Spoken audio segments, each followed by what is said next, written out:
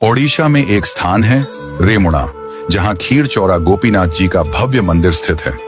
वहां रात्रि में ठाकुर जी को 11 मिट्टी के स्कोरों में खीर का भोग लगाया जाता है और भोग लगने के बाद जितने दर्शनार्थी होते हैं सब में वह खीर प्रसाद स्वरूप बांटी जाती है।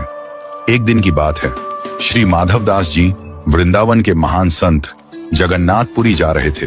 रास्ते में रुककर रेमुणा पहुंचे। उन्होंने सुना कि यहाँ गोपीनाथ जी को खीर का भोग लगता है, तो रुक गए, शायद कुछ प्रसाद मिल जाए। रात्रि में ठाकुर जी को शयन का समय हुआ। 11 सकोरों में खीर चढ़ाई गई। भोग लगने के पश्चात प्रसाद वितरण हुआ।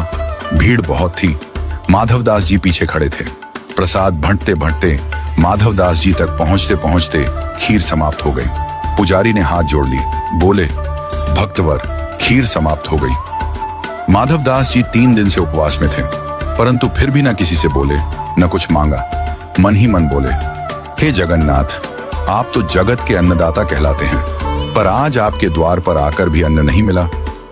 वे एक वृक्ष के नीचे जाकर बैठ गए, भूखे प्यासे पर मौन शांत भक्त वत्सल भगवान के भरोसे। रात्रि में ठाकुर गोपीनाथ जी ने पुजारी को स्वप्न दिया, उठो, एक खीर का सकोरा मैंने बचा कर रखा है, जाओ उसे लेकर माधवदास को दो, वे भूखे हैं। पुजारी चौंक गए, बोले, प्रभु, मैंने तो 11 स्कोरे ही चढ़ाए थे और सब बांट दिए थे। ठाकुर जी मुस्कुराकर बोले, नहीं, 11वां स्कोरा मैंने चुरा लिया था, अपने प्रिय भक्त माधवदास के लिए। पुजारी दौड़े। उन्होंने सचमुच मंदिर में एक स्कोरा पाया, जो अन्य प्रसाद से अलग रखा हुआ था। खीर अब भी गर्म थी, सजीव थी, सजीवता का अनुभव हो रहा था। वे दौड़कर वृक्ष के नीचे पहुंचे, जहां माधवदास जी बैठे थे। बोले, भक्तवर, प्रभु का प्रसाद पाओ। माधवदास जी बोले, अब इतनी आधी रात को खीर कहां से आ गई? क्या आप दोबारा बना लाए हैं?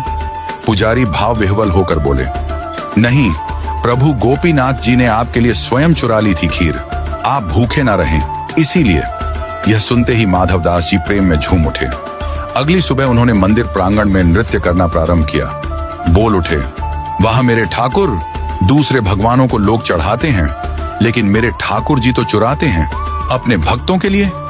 ये तो खीर चौरा है, खीर चुराने वाले गोपीनाथ। और तभी से गोपीनाथ जी का नाम हो गया, खीर चौरा गोपीनाथ। आज भी रेमुणा में रात को ठाकुर जी को खीर का भोग लगता है और उनकी वह प्रेममयी लीला सजीव रूप में याद की जाती है।